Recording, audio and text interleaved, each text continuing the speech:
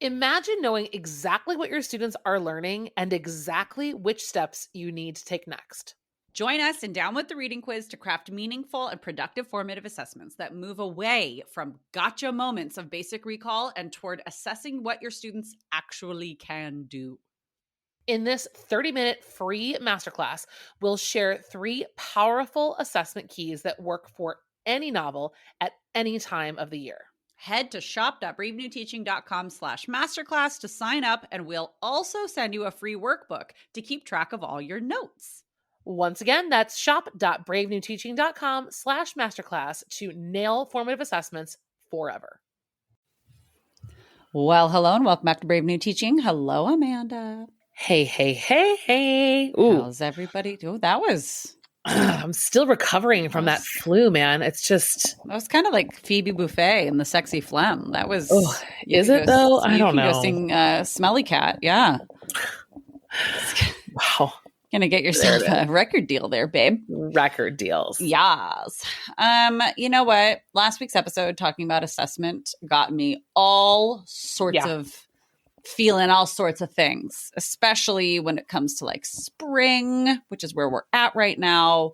And I start looking at like, what have we learned, kids? It used to be, and I know you feel the same way because this is something we've talked about many times. This is in fact something that we based curriculum rehab and Down with the Reading Quiz on. I used to not know what kids had learned. Like I honestly, if I really look back, I know I was teaching. I hoped they were learning. I could tell you what a handful of them really knew and understood, but like push comes to shove, I didn't really know what everybody was learning. I know. The way I used to do things before I started like truly backwards planning the way that we do in curriculum rehab and like truly looking at my formative assessments the way that we talk about in Down with the Reading Quiz. And actually the quiz that we're going to talk about today is something that I kind of devised and have been doing for years, but wasn't doing my best at. Like I wasn't using it to its fullest extent. These little writing for reading quizzes. And I'm excited to kind of just look at a couple of other examples and talk about other potential, our webinar that we shared Down with the Reading Quiz it's quick, right? We want to make sure that you got all the information you needed to as quickly as possible. But this episode will be a nice way to kind of extend beyond the examples we shared there and kind of get into a little bit more of like the user experience because, since recording, I've coached, I've taught, I've used, you've taught, you've used, you've talked, we've met with, listeners. We've talked about this a lot. So this is a kind of like a nice way for us to update, extend the episode. Absolutely. Let's dive in. And then I'm ready to start talking. Okay. Cue the music.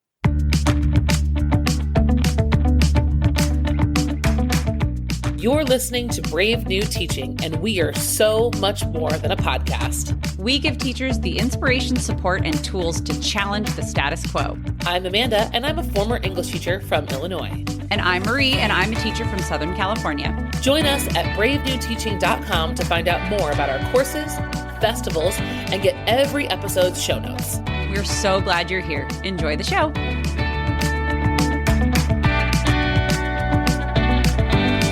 So, friends, we think that the best way for us to actually really start this conversation is to play a little bit of the audio from Down with the Reading Quiz, where we talk about what a paragraph chunk quiz is and how we utilize them in our classrooms. We will talk about what it is, how to use it, when to use it, and how to grade it a little bit. And then we're going to dive in a little bit more and kind of extend the conversation. So here we go. And by the way, if you have not yet gone through the entirety of Down with the Reading Quiz, you could totally just keep listening through the rest of this episode. But then I would highly encourage you to go back and watch the free masterclass because so much more will make sense and click into place when you see the whole thing in context.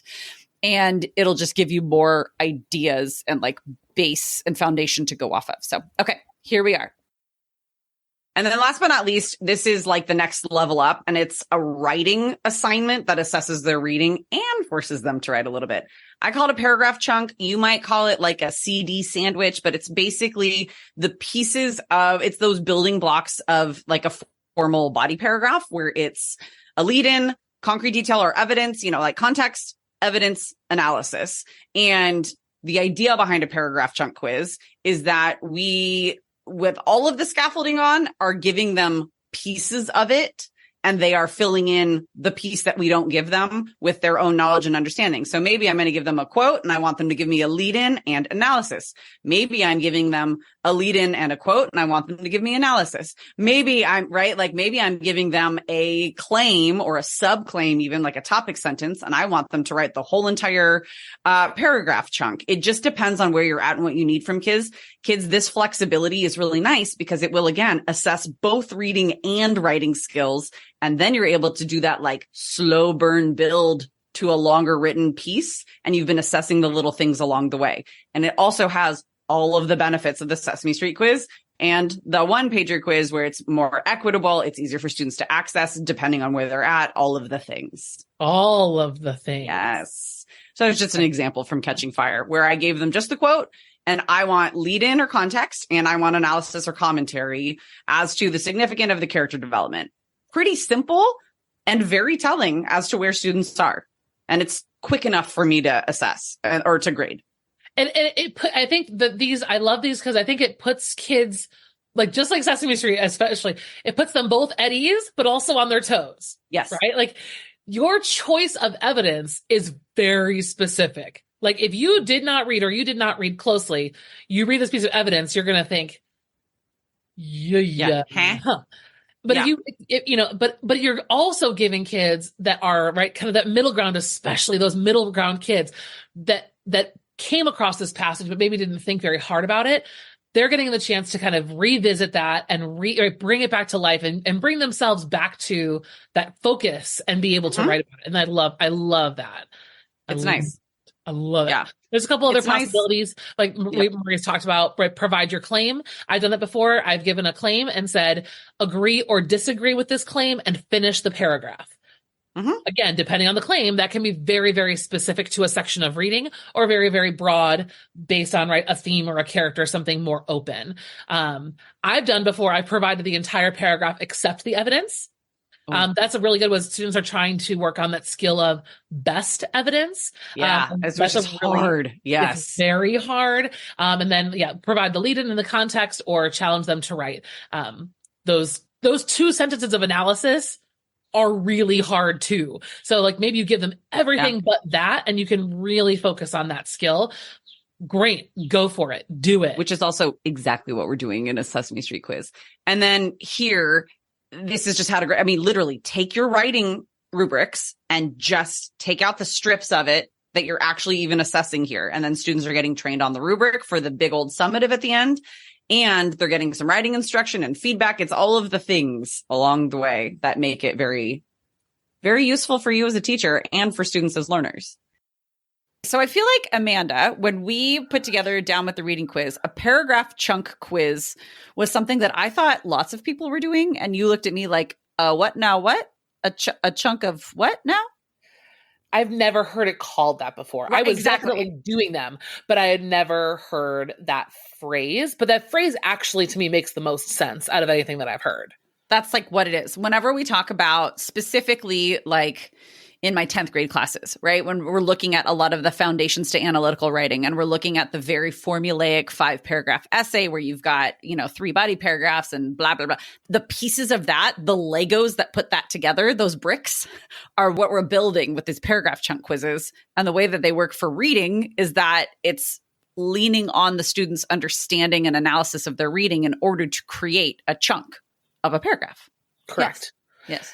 I don't think that we got around to talking about it during the webinar as much as I would have liked to, but this is also, this specific type of assessment is one of the best things that we can do for students who are struggling readers and writers for any reason, but namely, this is something that was a very, very powerful tool for me working with EL students.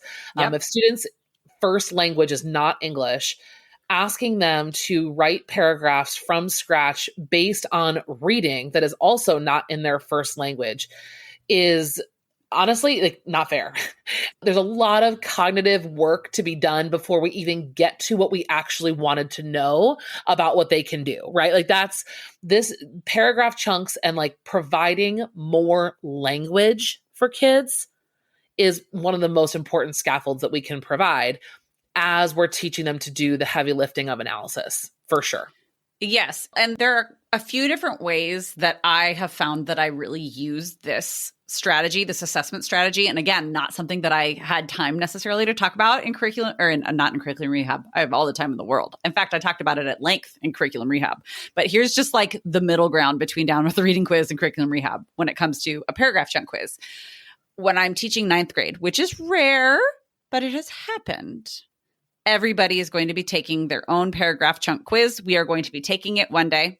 We are going to be looking back at them together the next day. We are going to be conferencing about some of them here and there. Like we are going to be doing a paragraph chunk quiz pretty much every week in any given novel-based unit, whether it's choice novels, whether it's all class, whatever it is, whatever we're looking at, because of all of those little boxes that they check. At the very beginning of a unit, they are absolutely checking the box of, do students understand how to form and craft that little chunk of writing and how to write analysis and how to, like, if they can write analysis, they have to understand what they're reading. So that kind of like also checks that whole reading box there. As we get a little further into a unit, I'm looking at the sophistication of the way that they are wording things, which still checks the analysis box, still checks the comprehension and all of that. And as we get a little bit further along, they get more and more choice as to what they're putting into their, like I'm opening things up a whole lot more. And so like, these are the types of quizzes that can progress as we go in a way that even like a Sesame Street quiz doesn't necessarily check all of those boxes. This is something that grows through a unit. So if I'm teaching younger students, they're going to be doing these individually. We're going to be going slower. When I'm teaching like end of the year juniors or I'm teaching seniors, I'm more often than not going to be giving a paragraph chunk quiz as a group or a partner quiz because I can go way faster. I can give immediate feedback because I have half or a quarter of the number of them that I need to have.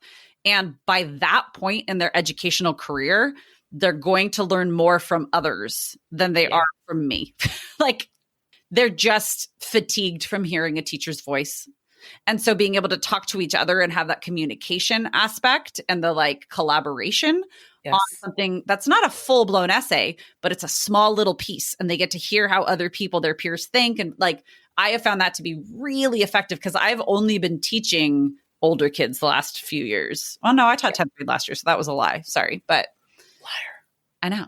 But that's just been like a little strategy shift that I've used that has been really effective with the big kids.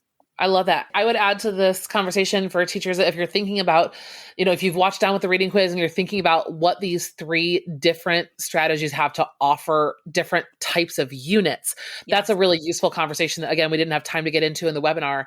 But a question I get all the time from people is, oh, how do I write a Sesame Street quiz when we're doing lit circles? And my answer is, don't do that. That's a terrible idea. I've done it. So I've got them banked, but they're like not... No, that's, you could. It's not that great.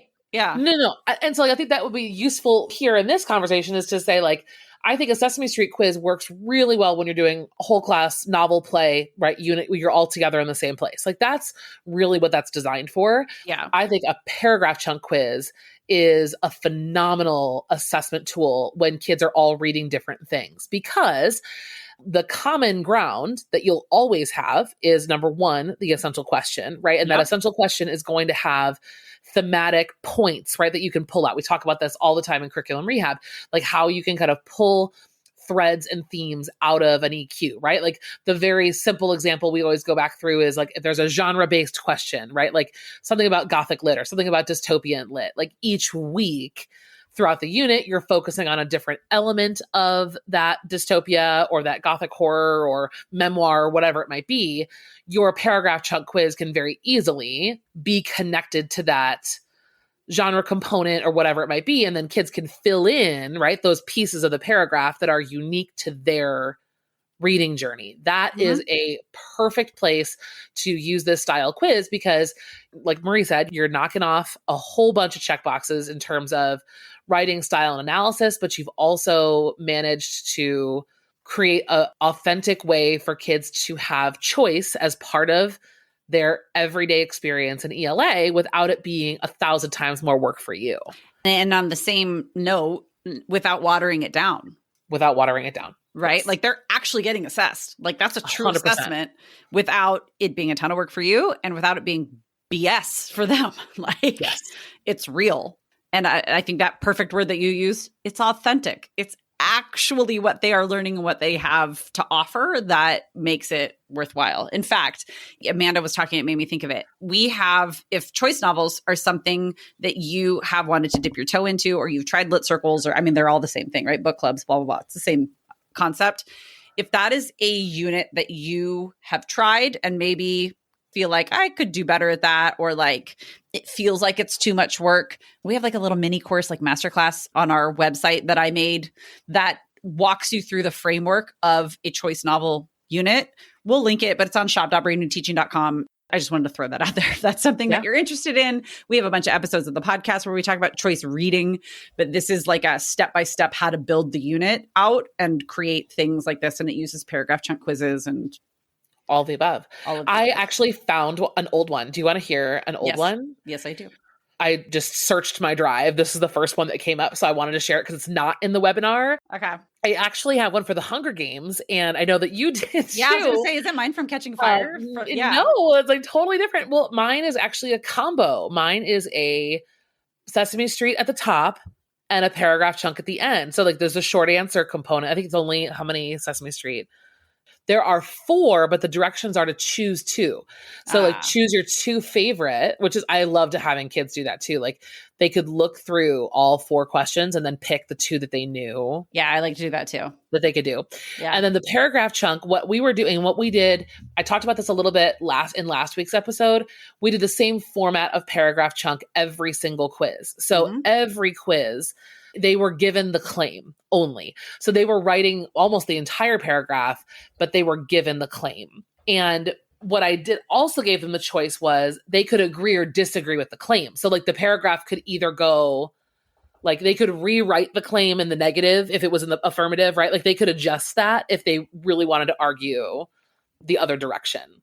And so this one, the claim reads, in the end, despite their best efforts, the Capitol still controls the future for Katniss, Peeta, and their families. And that was the argument that the kids either had to agree or disagree and then write their paragraph using that as their claim sentence. I love looking back through some of these old answers. Yeah, right? They're so good. And I don't know if you can hear it, or if you remember this, but like our essential question had to do with who controls my future. And so like that for me is always what's so beautiful about the writing component on these formatives, is that this is really a touch point back to whatever that essential question thread has been for the unit. So like, that's not gotcha. Right. We're not watering anything down, like Marie said, but we are preparing them to have a conversation and to think about similar things over and over again so that their thoughts can deepen and change and evolve and become more complex over time. This isn't the first time I've mentioned control or future outcomes with students. So they're walking into it inside something, not just, open territory. And I really did love this unit. And this is one of the reasons why these quizzes were so good. Well, and then it's the room for expansion that comes from something like paragraph chunk quiz. Really, all of the quizzes that we talk about in Down with the Reading Quiz, you can take a 1-pager quiz, take any piece therein, and create a paragraph chunk out of it, and then develop that into a paragraph. Like, again, when we're talking about building towards a summative, that's what that is. That room for expandability is what makes it so much more potent and effective at not just measuring student learning, but being a tool for student learning, 100%. Being able to look back at what they're able to do and then say, okay, well, let's do this now with it in order to get to the next 4 steps along the way. So I love it. So nerdy. I love it. Don't sleep on it. I feel like Sesame Street gets a lot of love, and it's the paragraph chunk needs to get its own spotlight. This is that's deserving. Completely us. That's like we've done this. I'm sorry, paragraph chunk. This is just sorry, Chunky. Sorry, we did that to you, you little chunker. Oh, poor quiz. Chunky. Okay, well, things are getting It's now gotten its due diligence. Now there's an entire episode dedicated to rocking it out. And it has a pet name. Oh. All right, friends. I swear we're professionals. No, we are. Administrators and principals listening to this episode, I promise you, I'm a full professional. I will give you a real professional development where I don't say weird things like "aw" and "chunky." Oh, I'll say them. And guess what else? I'm a child in any way that's completely professional. Child magnet. Kids are they listen. Like, frankly, when you show them your personality like this, they listen. Because they're like, oh, I'm a person too. And you're like, I know, right? It's shocking. Yes. Friends, give them a try. Let us know what you try. Do it. Just, you know what? These are the easiest quizzes to write because they're just your writing prompts scaled way back. Try it this week. Let us know how it goes. If I remember, I will put out a poll on Instagram because I want to see how this goes. Amanda, please remind me. Okay. This is a recipe for disaster. The two of us trying to remind why you're asking me. Either way, whenever you listen to this, let us know how it goes. Tag us on Instagram. Send us an email, bravenewteaching@gmail.com, and just let us know. We also have, if you go to our website, a link where you can leave us a little voicemail because I think it would be really cool to hear about the different types of quizzes people are giving. Yes. Yeah. Tell us about your experience. We really, really want to feature our teachers more and more and more moving forward, but you have to call us. Yes. Call me. All right. Have a wonderful week at school, friends. Thank you for listening. We will see you next time. Bye. Bye.